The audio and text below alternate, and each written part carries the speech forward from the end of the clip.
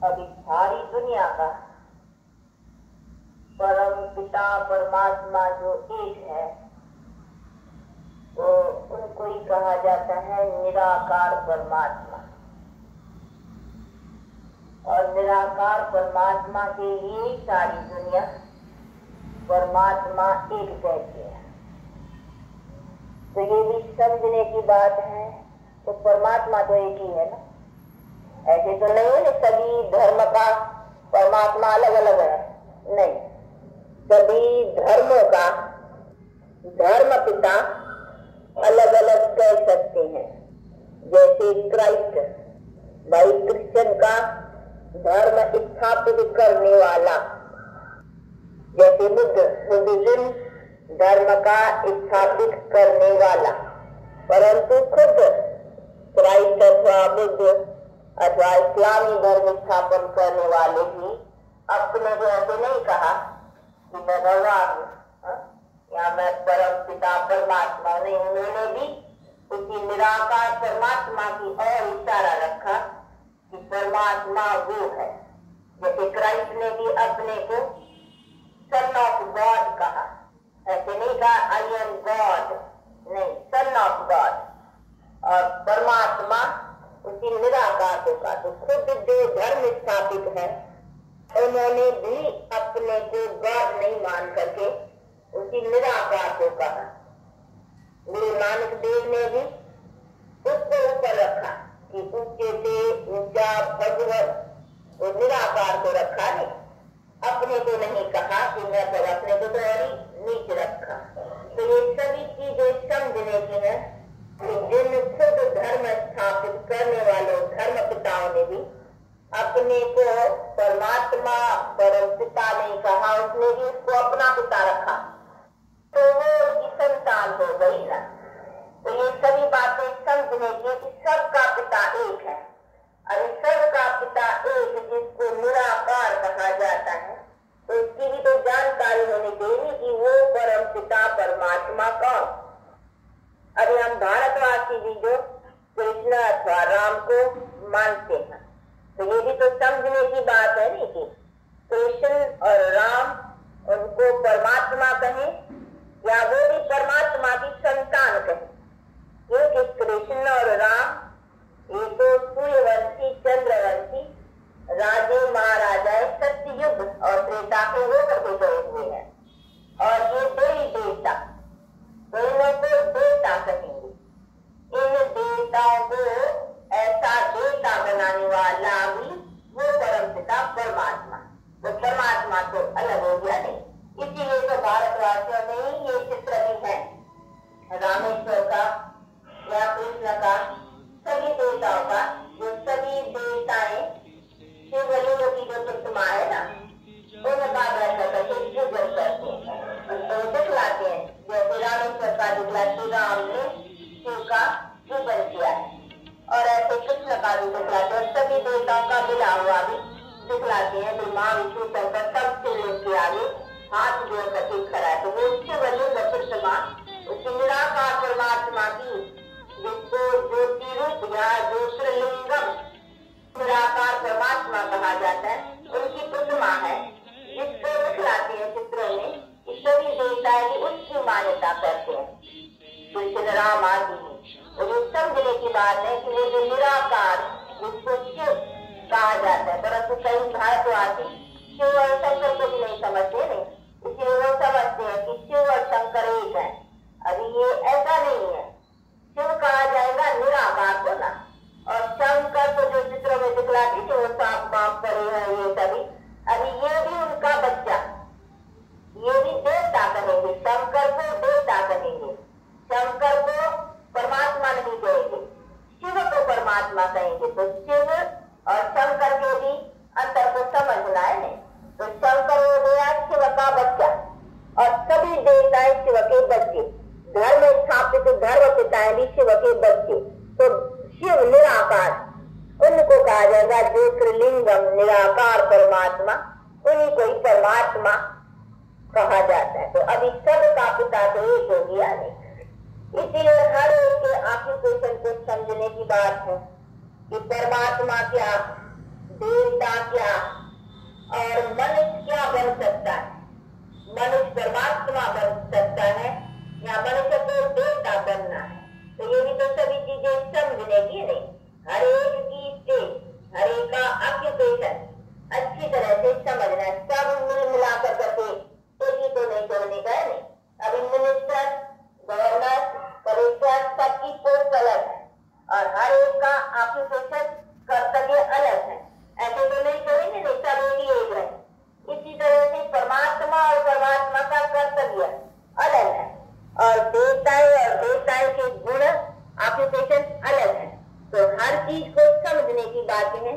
इसलिए देवता और परमात्मा को मिला के एक कर देना ये बड़ी बारी भूल हो जाती है।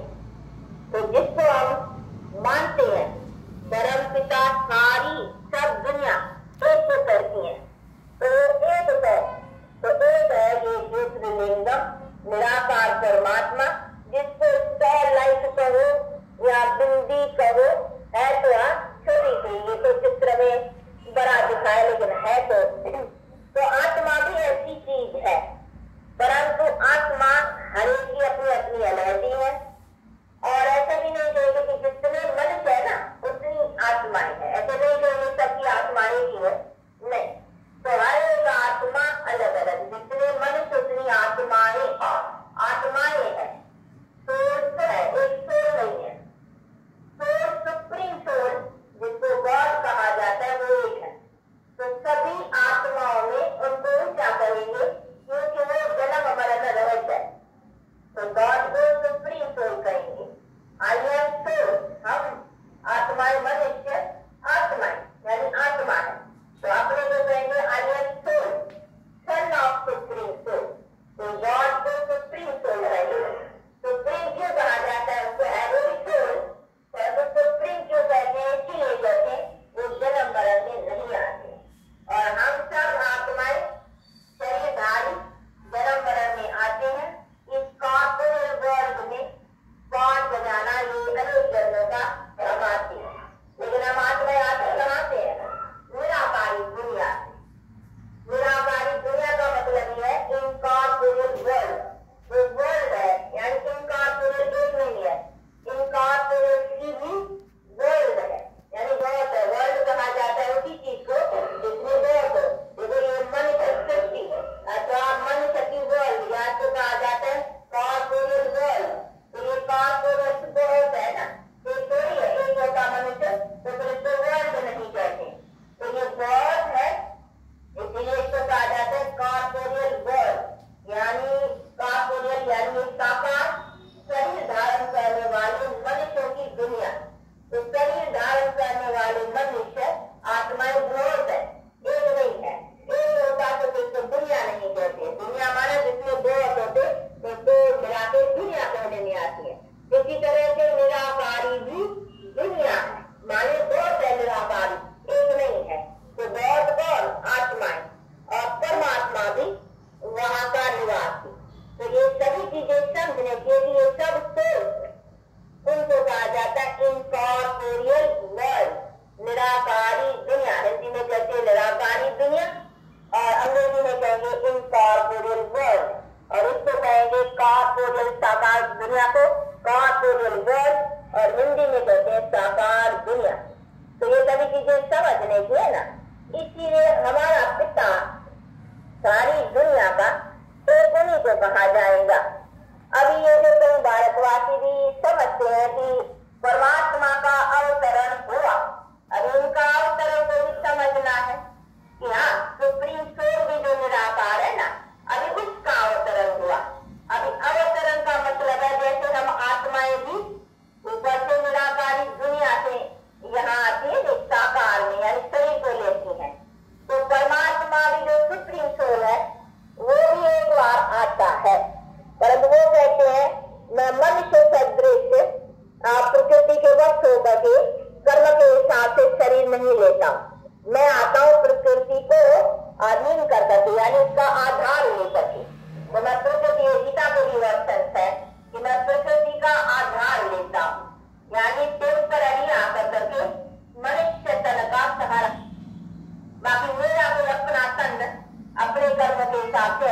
तो मैं क्यों आता हूँ?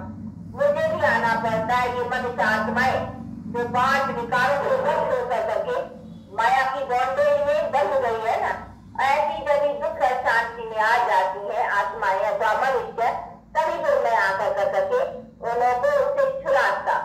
तो कहा यदा यदा देखो गीत भी अभी सुना, छोड़ दे आकाश सिंहासन। अभी कोई आकाश में तो नहीं बैठा है, नहीं आकाश से कहा है जिसको कहा जाएगा इंफिनिट लाइट। तो आकाश ये 5 तत्वों के भी पार इंफिनिट लाइट में जहाँ आत्माएं भी निवास करती है और जहाँ परमात्मा भी निवास करते हैं, जैसे इस ईश्वर में आकाश में, तो इसी ईश्वर में मनुष्य रहते हैं, इसी तरह से इंफिनिट लाइट में तो आत्माओं के और परमात्माओं का निवास है। तो आत्माएं वहां से आती है, लेकिन एक बात परमात्मा भी कहते हैं, जब सब आत्माएं आकर करके यहाँ जन्म मरण के इसी चक्कर में तो 5 विकारों से बस फंस जाती है, तब फिर मैं उनको छुड़ाने आता। तो कहे इसमें भी सुना यदा यदा धर्मस्य ग्लानिर्भवति भारत, जब जब अधर्म की वृद्धि होती है अर्थात धर्म की हानि होती है, तब तब मैं आता हूँ। अथवा जब पाप बढ़ जाता है तब तब मैं आता। तो आते हैं काय के लिए? आते हैं पापों से छुड़ाने के लिए। तो वो उनका पावर शक्ति काम करती है पापों की, जो सुप्रीम सोल है ना, वो जन्म मरण रहता है, एक बार प्योर है, तो उनको कहा जाएगा परमात्मा को एक बार प्योर। और हम आत्माएं आती है जन्म मरण में, इसीलिए हम आत्माएं जो है ना पाप आत्मा बनते। देखो कैसे ये पाप आत्मा पुण्य आत्मा, तो पाप और पुण्य आत्मा के ऊपर लगता है। ऐसे नहीं जैसे कई समझते हैं आत्मा निर्लेप है, आत्मा को कोई लेप छेप नहीं लगता है, तो आत्मा को तो लगता है। अगर आत्मा को नहीं लगता तो मनुष्य एक शरीर छोड़ कर करके